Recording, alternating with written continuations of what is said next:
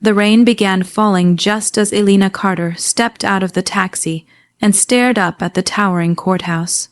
Gray clouds hung low over the city, matching the heaviness in her chest. She clutched the worn leather folder against her chest as though it could somehow protect her from what waited inside. Inside that folder were all she had copies of financial records, old letters from her father, and a few notes she had spent sleepless nights organizing. It wasn't much against the legal army her brother had assembled, but it was all she had left. At the top of the courthouse steps stood Victor Carter, her older brother, dressed in a sharp navy suit that looked custom-made.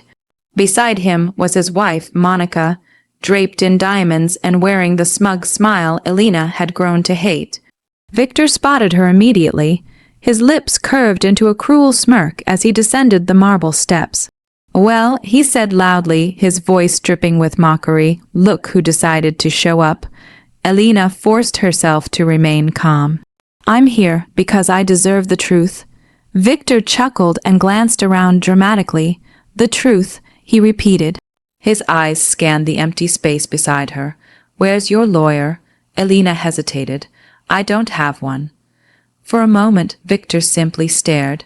Then he laughed. It wasn't a polite laugh. It was sharp, loud, and humiliating enough to make near-by reporters turn toward them.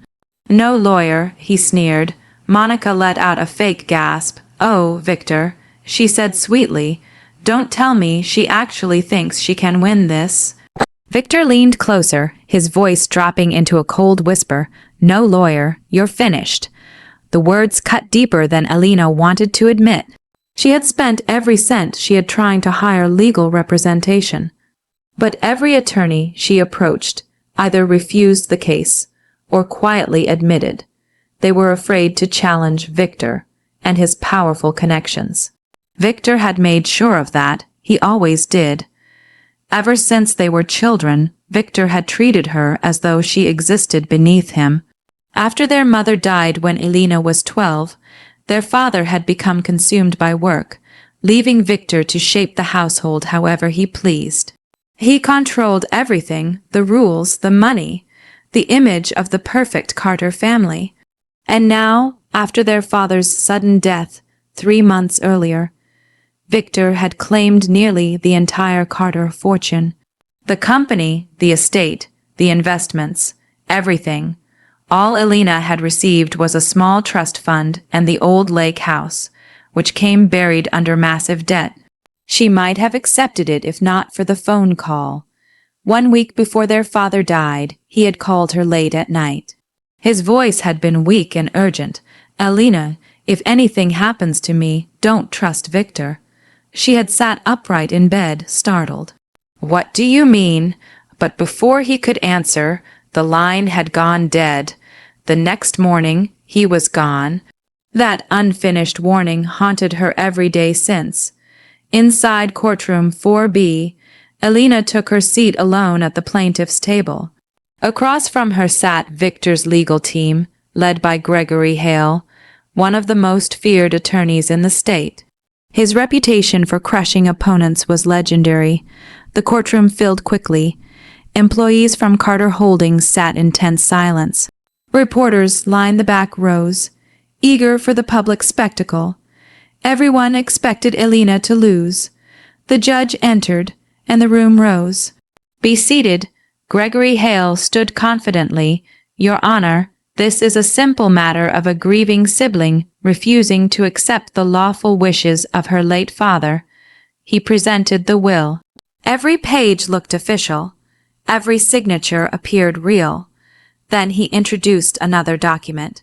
A notarized agreement allegedly signed by Elena 5 years earlier, surrendering all future claims to Carter Holdings.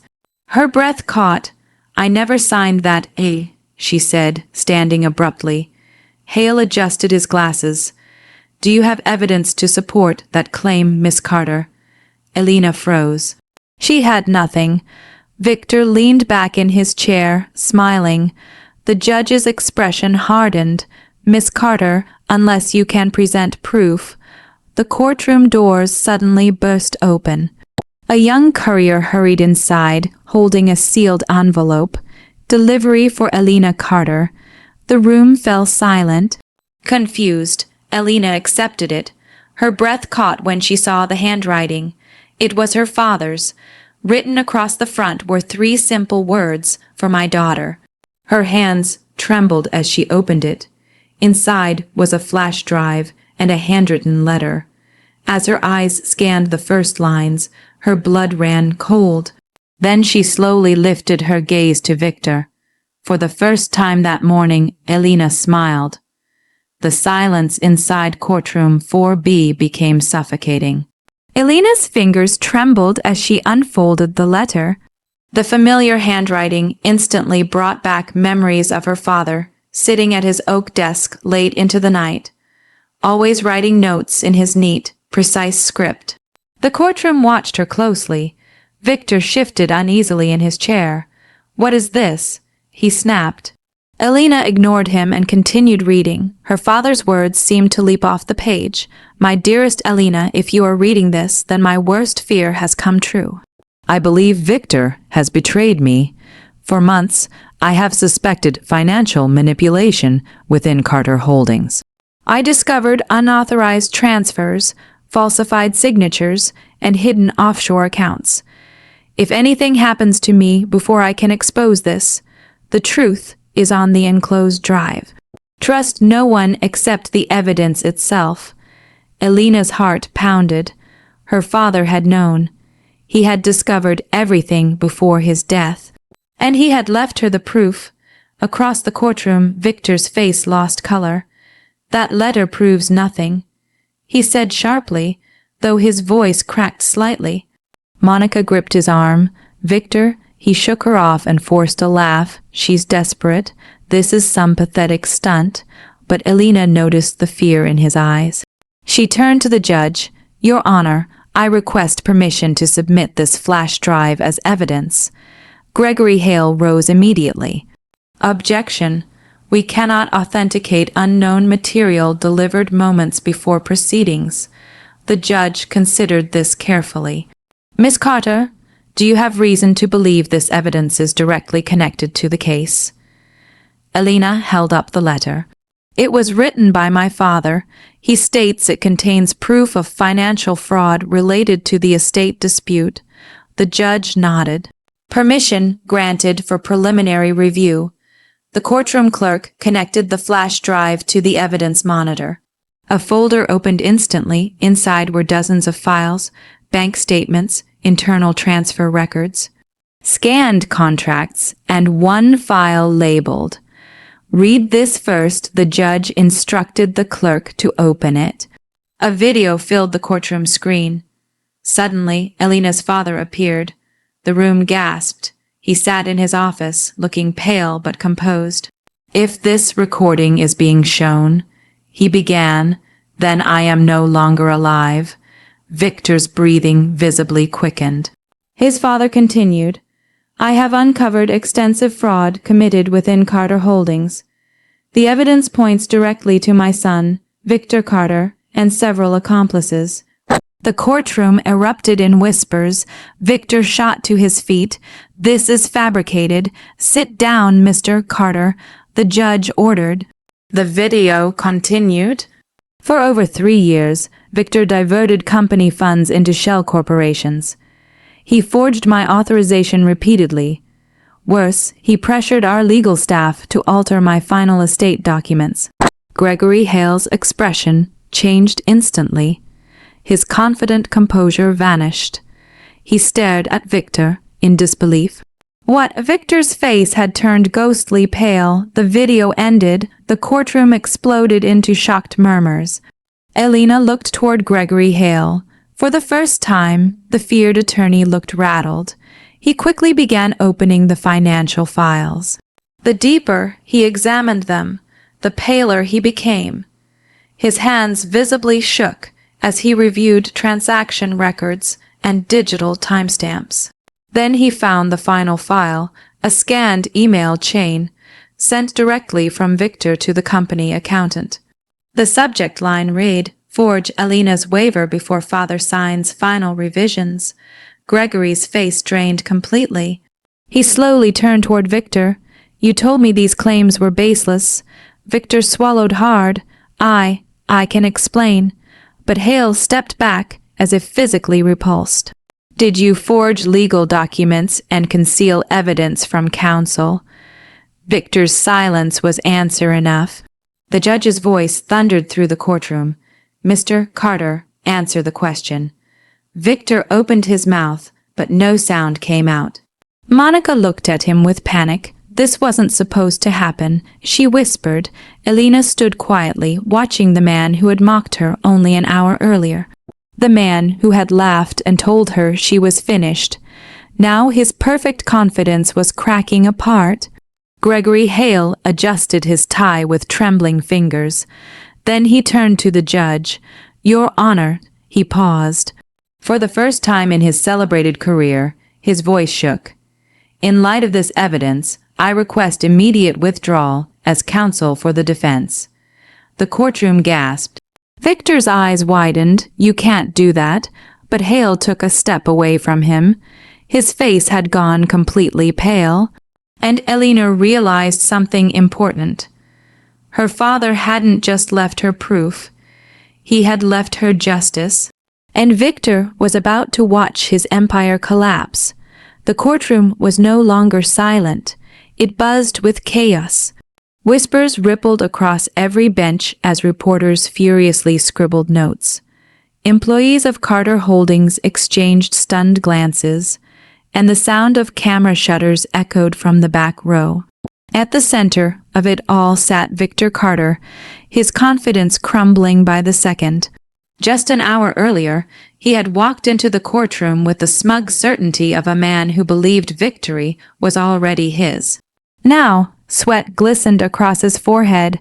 His expensive suit suddenly looked too tight, his carefully polished image beginning to crack. This is absurd. Victor snapped, forcing himself to stand. That video proves nothing. It could have been edited. Judge Rebecca Lawson fixed him with a cold stare. Sit down, Mr. Carter.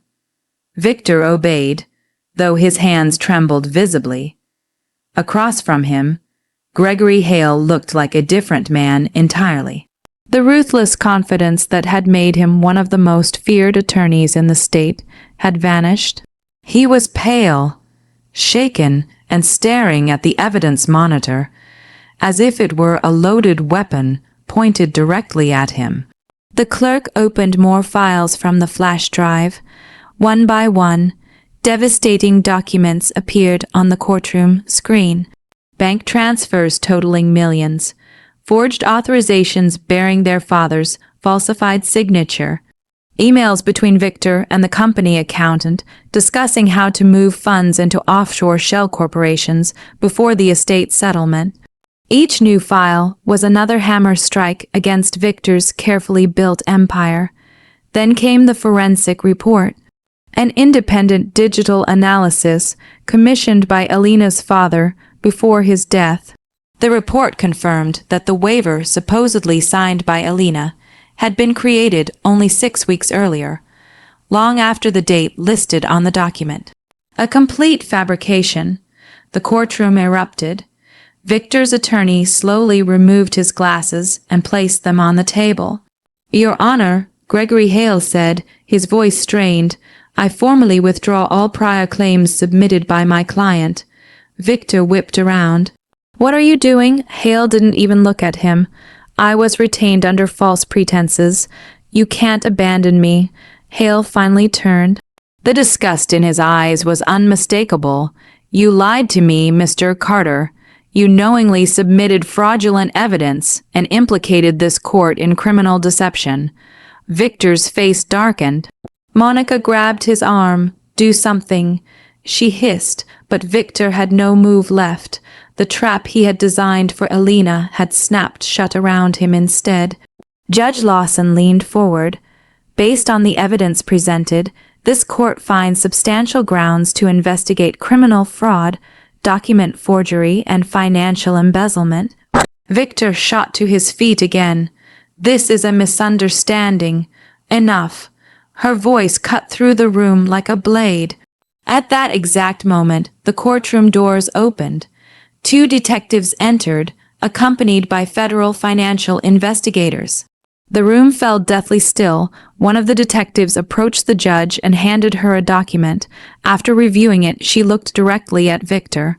"Mr. Carter, a criminal warrant has been issued for your immediate arrest pending investigation into financial fraud and obstruction of justice." The color drained completely from Monica's face. Victor staggered backward. No, this can't be happening." The detective stepped forward.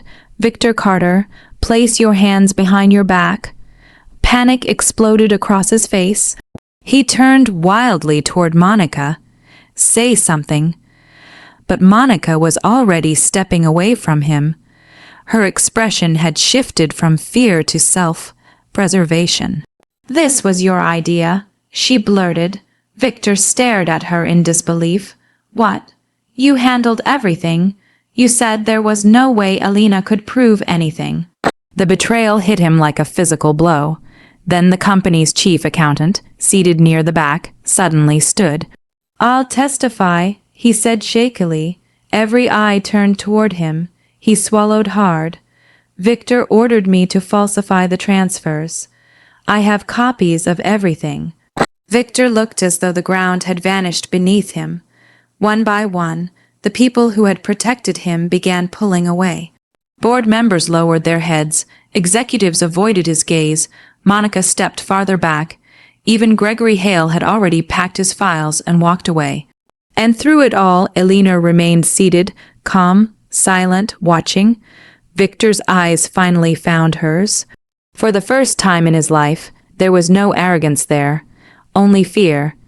The same man who had mocked her on the courthouse steps now looked completely broken. As the detectives fastened handcuffs around his wrists, he stared at her. "Elena, please." His voice cracked. But she said nothing, because this wasn't revenge born from cruelty. This was justice. And as Victor was led from the courtroom in disgrace, Elena realized her father had given her more than evidence. He had given her the truth, and truth had destroyed everything Victor had built on lies. The courtroom had emptied slowly, like a breath finally released after being held too long. Reporters rushed out with breaking headlines. Employees of Carter Holdings whispered in stunned clusters. Even the judge's final words still seemed to echo off the marble walls. But Elena Carter did not move. She remained seated at the plaintiff's table, her hands resting gently on the worn leather folder that had once felt so heavy and now felt strangely light. Across the room, the place where Victor had sat was empty. Only a faint imprint remained in the chair, like a ghost of arrogance that no longer had a body to support it. The silence that followed was not empty. It was healing. A court officer approached carefully. "Miss Carter, the ruling is final. Full ownership of Carter Holdings and all associated assets has been restored to you under your father's original will and the recovered legal corrections." Elena nodded slowly. "Thank you." Her voice sounded distant, as if she were hearing it from another version of herself, one who had spent nights crying over unpaid bills and rejection letters from lawyers too afraid to take her case. Now that version felt far away, as if she had survived something larger than just a court battle. Outside the courthouse, the world felt different. The rain had stopped. Sunlight broke through the clouds in soft golden streaks, painting the wet stone steps with warmth. Elena stepped outside, breathing in the cool air. For the first time in months, she did not feel like she was carrying grief alone. She felt something else, closure. A black car waited at the curb, arranged by the court for transport. But Elena didn't get in right away. Instead, she stood still and looked up at the sky. Her father had always said that justice wasn't about punishment. It was about truth surviving long enough to be seen. Now she understood what he meant. 3 months later. The Carter Holdings building no longer felt like a fortress of fear. It felt quieter, cleaner, reorganized from the inside out. Elena walked through the glass lobby wearing a simple navy suit. No diamonds, no intimidation, no arrogance. Just calm purpose. Employees greeted her with cautious respect. Not fear, respect. That difference mattered more than she expected. The company had changed. Departments that had once been drained of resources were being rebuilt. Employees who had been pushed aside under Victor's leadership were reinstated. Entire contracts were reviewed and corrected. And in the center of it all was Elena, present, steady, and listening. One afternoon, she visited the legal department. The same department that had once been manipulated by Victor now stood as one of the most transparent divisions in the company. A young employee approached her nervously. "Miss Carter, there's something you should see." He handed her a file. Inside was a report detailing funds that Victor had siphoned into offshore accounts, money that had not yet been recovered. Elena read it carefully, then closed the folder. "We'll trace it," she said softly, every last cent.